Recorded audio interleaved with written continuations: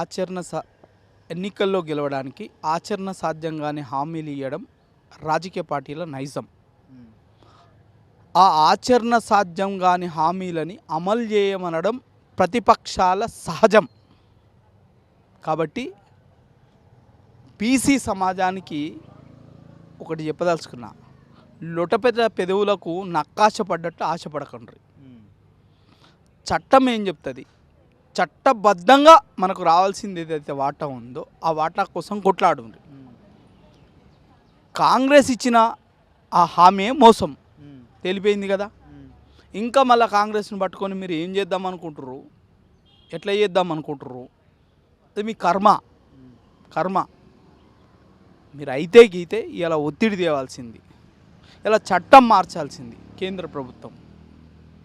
బీసీని అని చెప్పుకుంటున్న నరేంద్ర మోడీ గారి దగ్గర మీ డిమాండ్ పెట్టుండ్రి.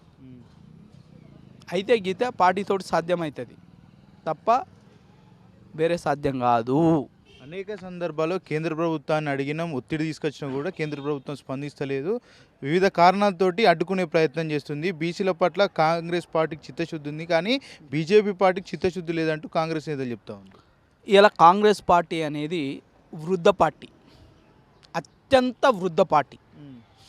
ఎన్నో చట్టాలు చేసింది, చట్టాలకు అమెండ్మెంట్లు చేసింది.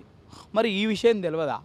కామారెడ్డి డిక్లరేషన్లో ఏమా హామీలు ఉన్నారు కదా మేనిఫెస్టో తయారు చేసే కమిటీలో, మరి ఆ కమిటీకి తెలియదా అని అడుగుతున్నాను నేను. ఇలా ఎవరిని మోసం చేద్దామని పెట్టిండ్రు, ఎందుకు పెట్టిండ్రు?